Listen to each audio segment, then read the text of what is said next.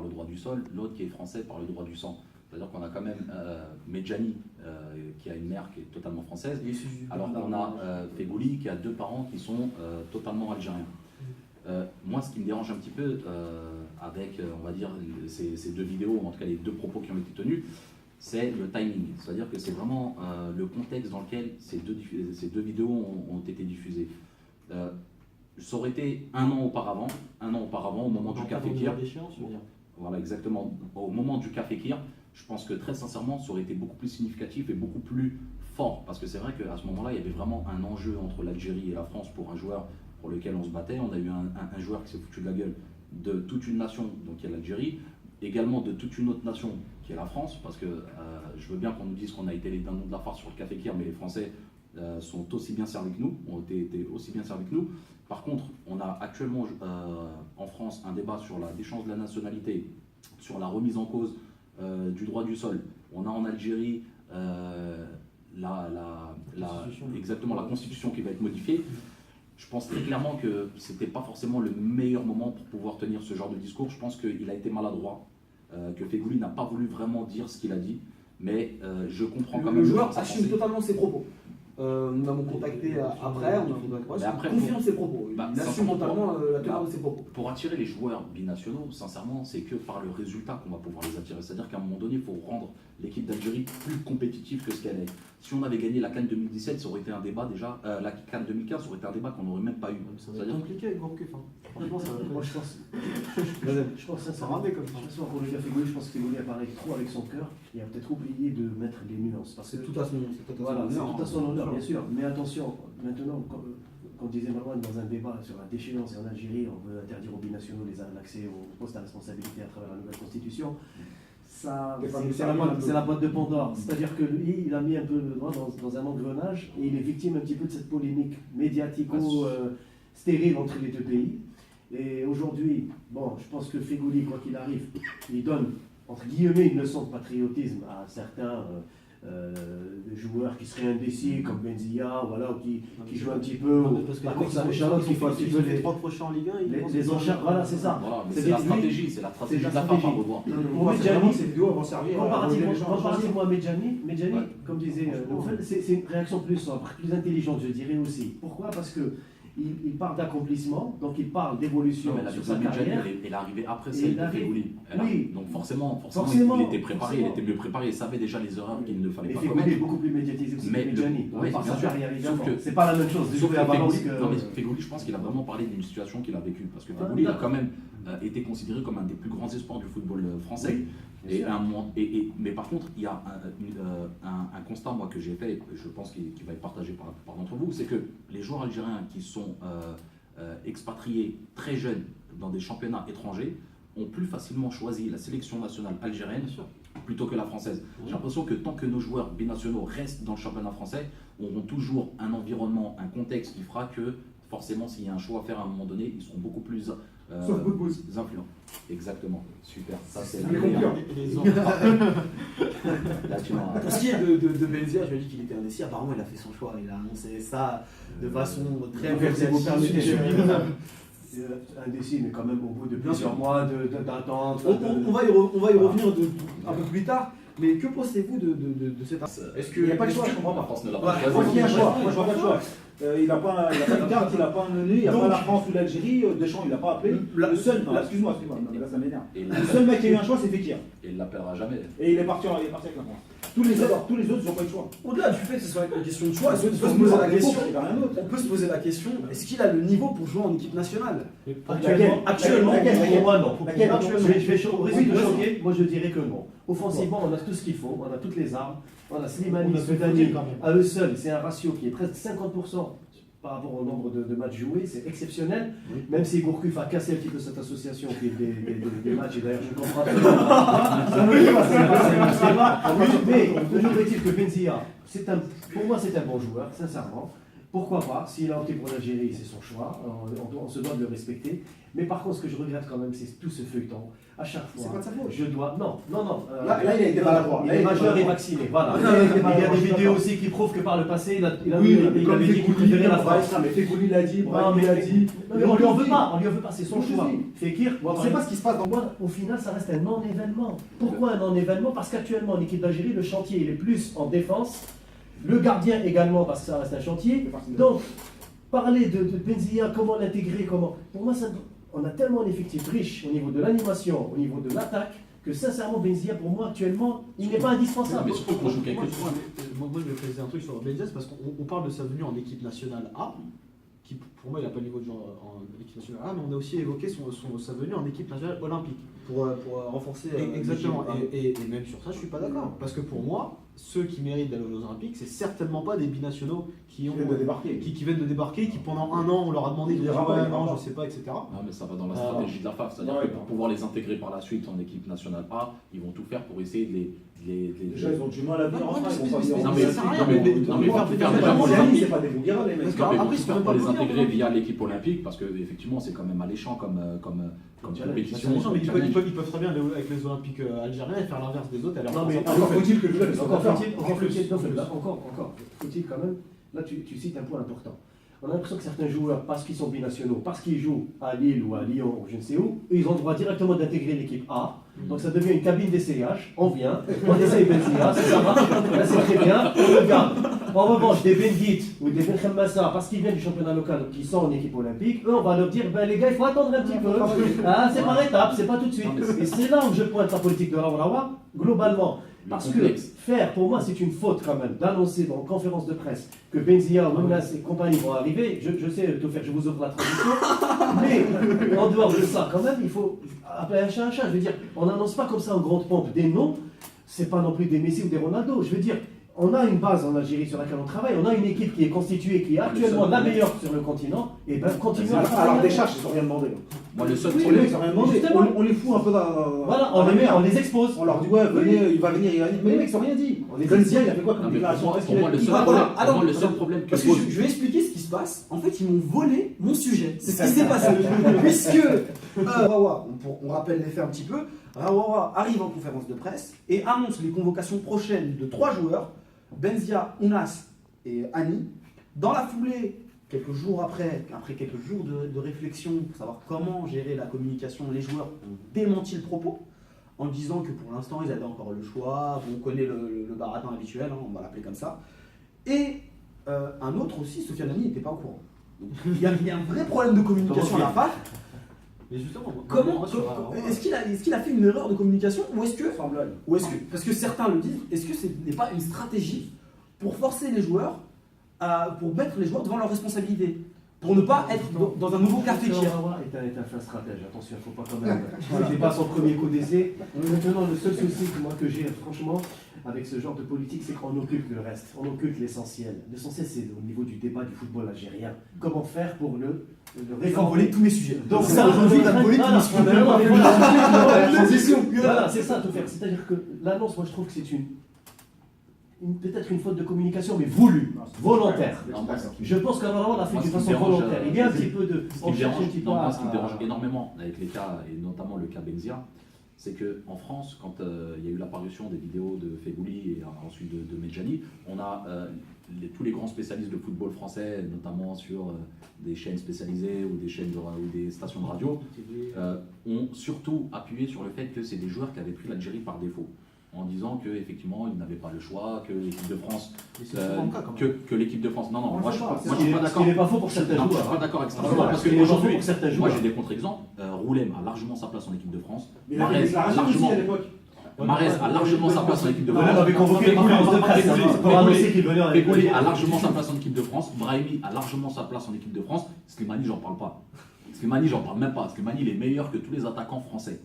Maintenant, le souci qu'on a avec la communication de Raourawa, le vrai problème qu'on a, c'est que effectivement, il est en train de créer des hiérarchies parmi les joueurs algériens. C'est-à-dire que, en fonction du championnat dans lequel ils jouent, en tout cas en fonction du parcours qu'ils ont eu, en fonction de la formation qu'ils ont eue, ils peuvent bénéficier ou non, profiter ou non, avoir ou non, comme récompense de l'équipe nationale. Et c'est ça le vrai problème.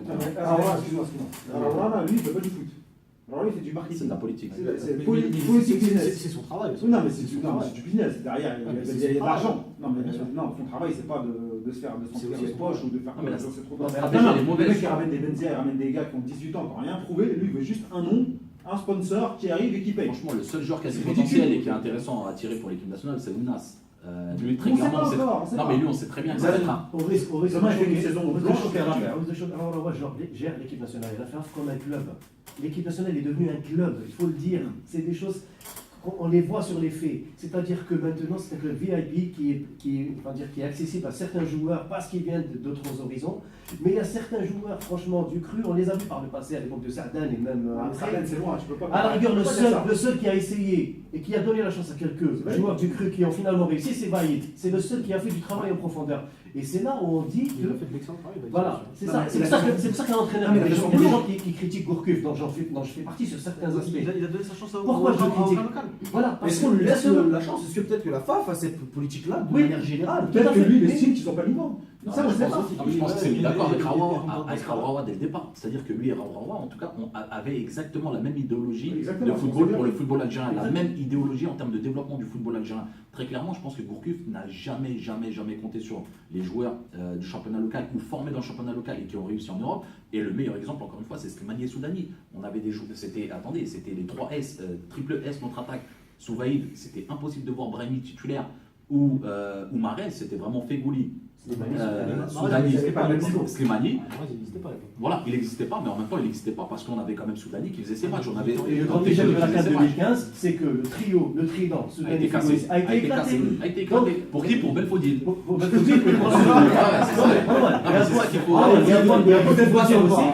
Vous êtes pas loin, le tricotage au milieu de terrain offensif a aussi gâché et a bloqué Fegouli dans son jeu et Slimani. C'est les deux grandes victimes du système de Gourcuff. Le fait d'avoir fait jouer le rond-point sans parler de Soudani qui joue même plus.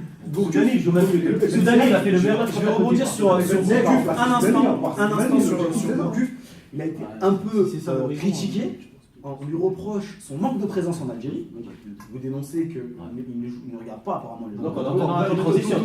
Non, c'est même pas une transition. Mais il a fait une tournée au Québec approuvée par la FAF. Et il manque totalement de présence en Algérie. Est-ce que pour vous c'est un problème? Est-ce qu'un sélectionneur se doit de 4 jours sur 4 mois, il me semble que c'est ça le chiffre, 4 jours sur 4 mois en Algérie, c'est pas un manque de présence, c'est fantomatique. C'est-à-dire qu'il n'est pas là en fait. Encore en fait, j'ai vu dans un autre Même moi je suis en Algérie plus que lui. J'ai vu dans un autre site, ils avaient critiqué un article de la Gazette parce que justement ils disaient qu'il avait assisté à Usma JSK. Excusez-moi, un seul match de championnat algérien en 4 mois, c'est quand même pas suffisant. Mais bon, le problème c'est qu'on compare avec. Non, mais le problème c'est qu'on compare avec qui? Avec Vaïd. Vaïd était présent quasiment dans tous les matchs du championnat national. Et avant lui, on a eu Sardane qui est un entraîneur local, mais qui n'a jamais assisté à aucun match du championnat local. Donc en réalité, mais le vrai problème où il se situe avec Gourcuff, c'est qu'il ne vit pas en Algérie. Et là, c'est un problème parce qu'il ne peut pas comprendre le contexte algérien à partir du moment où il n'y vit pas, où son quotidien n'est pas. Il ne vit pas dans les pays où. Non, il vit en Algérie. Non, attention. Il était souvent à Lille. Attention, quand il est plus souvent présent, d'accord. Mais il ne vivait pas en Algérie. Non, mais Gourcuff, quand il a signé son contrat l'été 2000. Mais il était censé vivre en Algérie au début. Il avait bien dit qu'il était censé ramener sa femme, sa famille et s'installer en Algérie. Il était parti sur un projet d'un mois en aval. Donc il n'y a pas de discussion là-dessus. Maintenant, des inondations, c'est ça.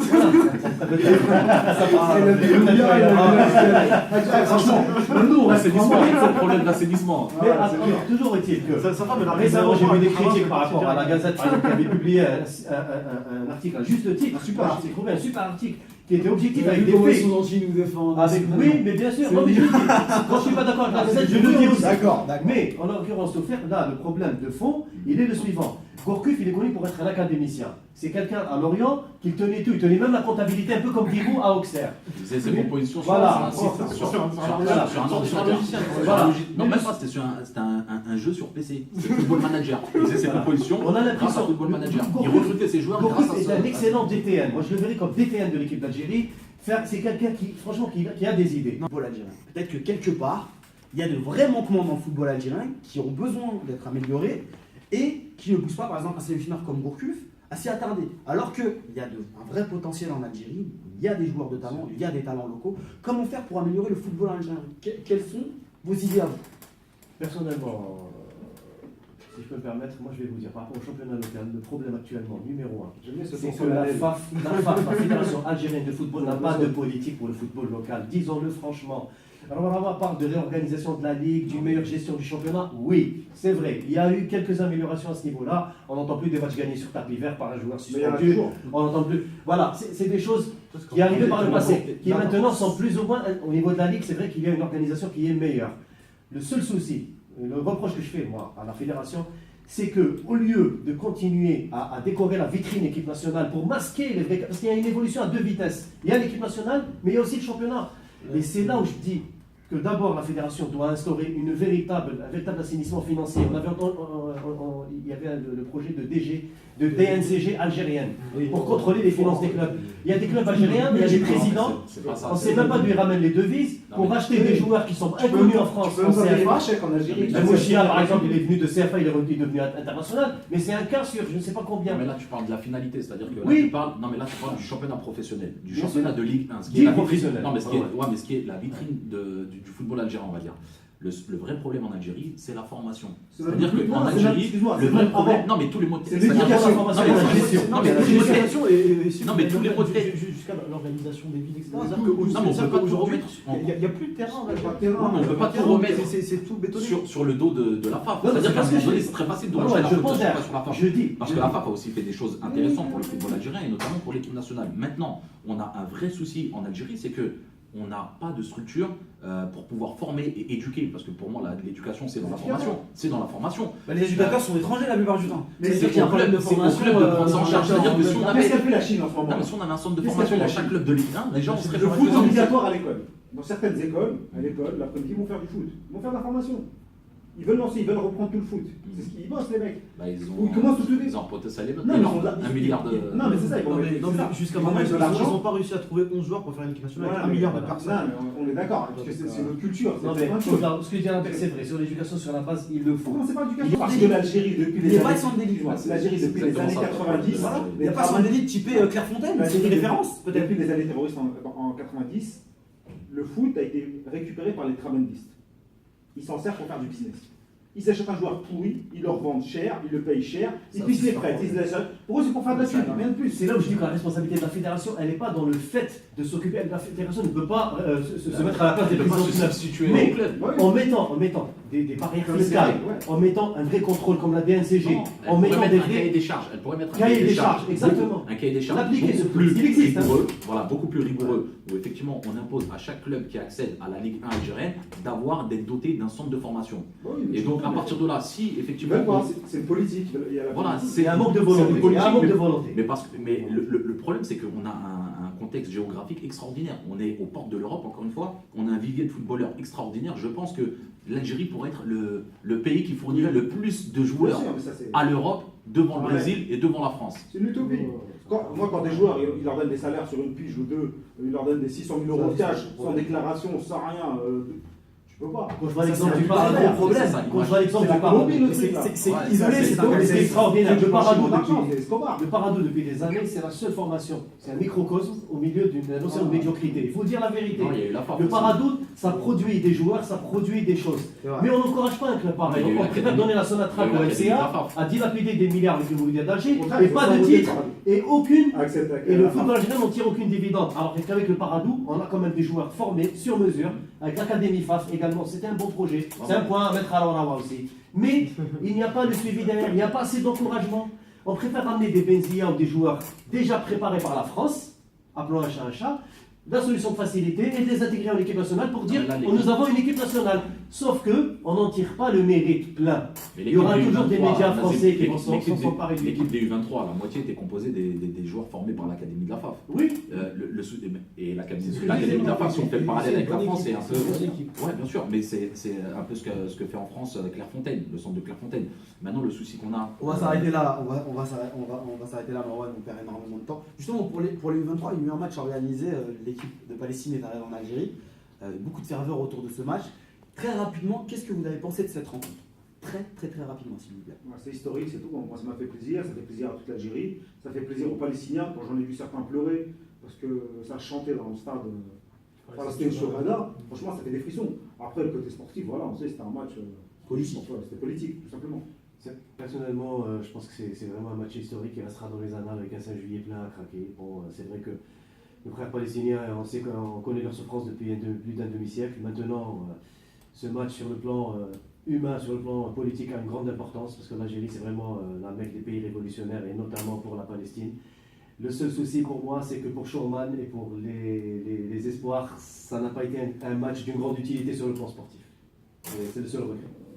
Vous avez quelque chose à rajouter? Ça a été dit? Non, pareil pour le côté symbolique, c'est très très fort. On leur a rendu l'appareil parce que c'est vrai que pendant la Coupe du Monde en Allemagne, quand on s'est qualifié pour le deuxième tour, on a vu les défilés qu'il y a eu, notamment à Gaza. Donc on leur a rendu, voilà, on leur a rendu un petit peu ce qu'ils nous ont fait. Par contre, moi j'ai vraiment été choqué sur le comportement des supporters algériens, très clairement, qui ont sifflé notre équipe nationale, qui ont sifflé quasiment notre hymne national. Donc je veux bien qu'on soutienne la Palestine, qu'on soutienne la cause, mais à un moment donné, on est quand même algérien avant tout. Et à partir de là, c'est vraiment quelque chose moi qui m'a choqué. Moi, je voudrais un peu nuancer ce que dit Marwan, ce que dit Marwan. C'est qu'effectivement, moi j'étais choqué que les joueurs soient sifflés. Mais ce qui m'a fait énormément plaisir de l'autre côté, c'était le soutien de tout le stade, de tout le 5 juillet pour les joueurs palestiniens. C'était magnifique à voir.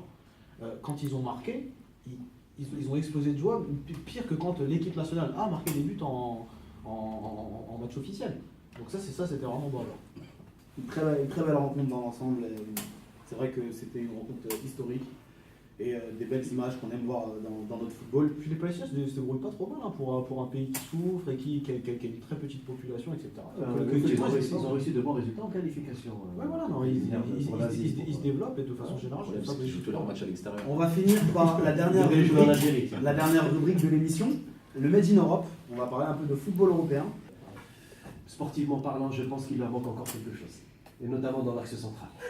Non, je suis assez d'accord. Pour moi, le Real Madrid, le Barça et le Bayern sont encore très au-dessus du PSG, que ce soit au niveau de la création de jeu, que ce soit au niveau de la solidité, que ce soit au niveau de l'état d'esprit, que ce soit au niveau de l'expérience. Ils sont encore très en dessous. Je pense qu'il leur manque encore un ou deux joueurs et un entraîneur au niveau de la compétition pour la gagner. Je pense que dans 1 an ou 2 ans, ils seront vraiment très heureusement candidats au titre. Et là, cette année, c'est pas possible. Ils galèrent à battre Chelsea. Voilà, bien. Moi, je suis fan parisien, donc est-ce qu'ils peuvent la gagner? Oui. Ils peuvent, comme toutes les équipes peuvent la gagner, sinon ils ne jouent pas. Est-ce qu'ils vont la gagner? Je dirais non, pour les mêmes raisons. Je pense qu'il leur manque un tueur dans les buts.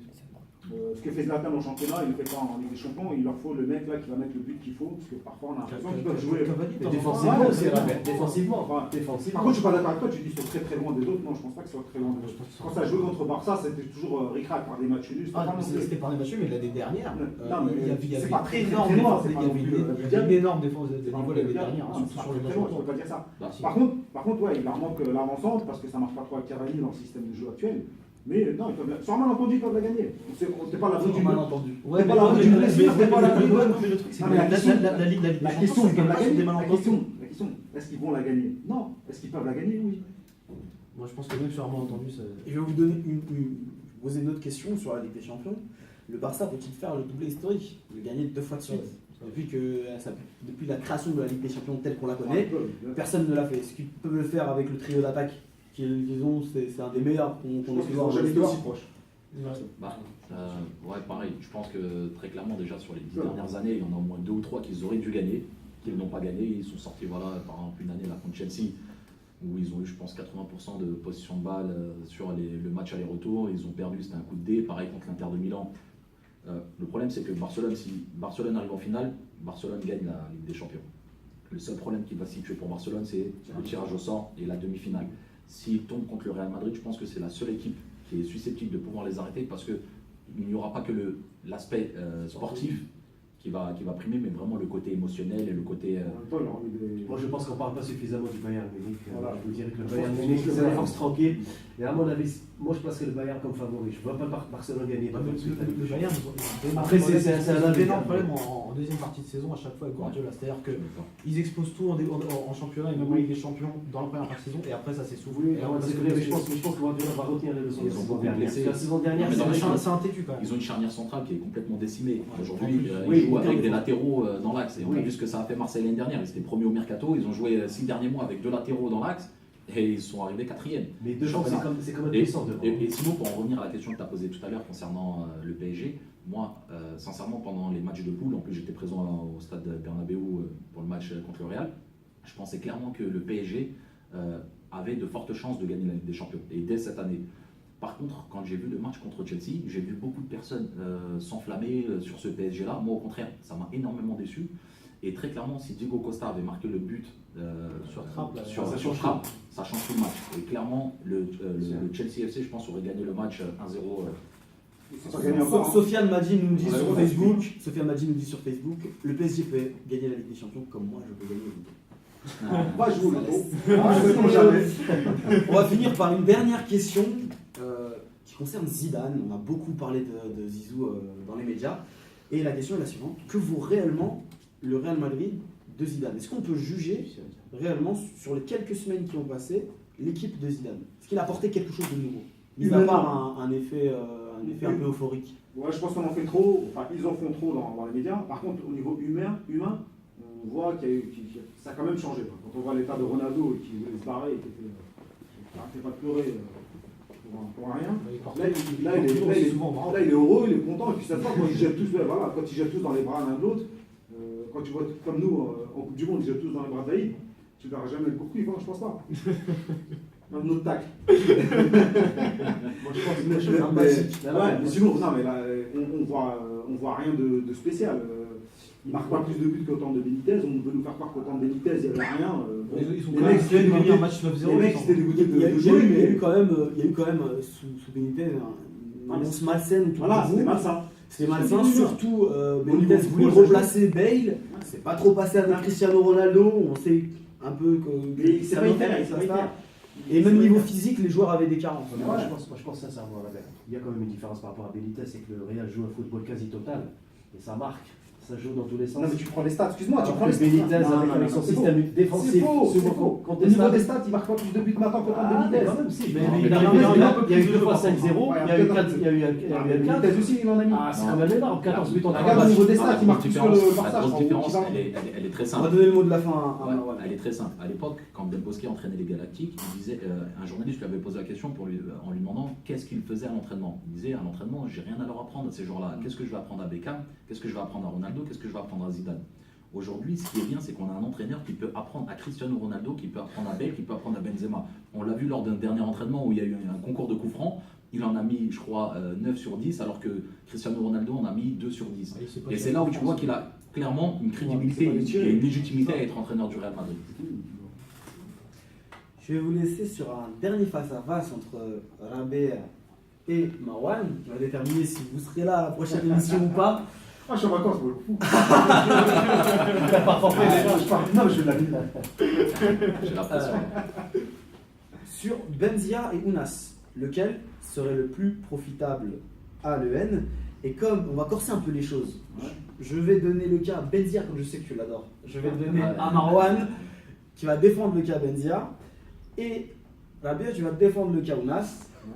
Vous avez 30 secondes chacun. À commencer par toi, qu'est-ce que Benzia apportera à l'équipe nationale? Un joueur d'effectif, un joueur de complément, c'est-à-dire que c'est quelqu'un qui pourrait compléter l'effectif en cas de blessure, en cas de méforme du 4e remplaçant de Slimani. Et voilà, très clairement pour être... Il allait dire sincèrement, mais il a arrêté. Pour être très pragmatique, je vois bien Benzia avec le numéro 25 ou 26 de l'équipe nationale. Ah bien. Bon, vous ne m'aidez pas, vous me donnez le plus jeune. Il vient juste de commencer, il a 2 matchs et tout le monde en parle. Parce que très vite, on a vu sa rapidité, il a déjà marqué des buts. Benzia, il a mis plus de temps à arriver au niveau. Lui, il est déjà là, 18 ans, je crois. Et c'est marrant parce qu'il préfère Ounas. Donc, il me l'a dit tout à l'heure en off. Je préfère Ounas, c'est sûr. Non, il est plus rapide et plus technique. Et lui, il n'a pas fait de déclaration. J'aime la France, je veux jouer avec l'équipe nationale. Là, je sais, mais il a déclaré vouloir prendre son temps. Donc, déjà, je préfère Ounas par rapport à ça. Au moins, il n'a pas de casserole derrière lui. Donc, voilà. Une question de passé alors. Il ressurgit toujours le passé. Toujours. Il prend toujours la. On va s'arrêter là pour cette fois. Merci d'avoir été avec nous. Enfin, merci chacun de vous. Merci à Ubiz News, la chaîne panafricaine, de nous avoir aidés pour cette émission. Merci à vous pour vos retours positifs sur l'émission. Évidemment, on va vous proposer du contenu de qualité au fur et à mesure que l'émission évoluera. Si vous voulez participer à la prochaine émission, contactez-nous. Et si vous voulez voir Rabia, votez pour Rabia. Si vous voulez voir Marwan, votez pour Marwan. Vous avez éliminé Baya, il n'est pas très content Baya, il est vraiment pas très content. Baya, est-ce que tu peux nous voir? Salut. Allez Baya, regarde la caméra juste là. Qu'est-ce que tu as à leur dire? J'ai à leur dire, il a tout fou sur Declaré. Je dois finir dans les meilleurs défenseurs d'Europe. D'accord, il a une devait donner ça passe. On m'avait éliminé, mais je suis fair play, c'est pas grave. D'accord. Et Rabia, vous pouvez l'éliminer par un Rechla. Ça passe. Merci à tous et je vous dis au mois de mars. Allez, salam alaikum. Voilà. Pas de couple là.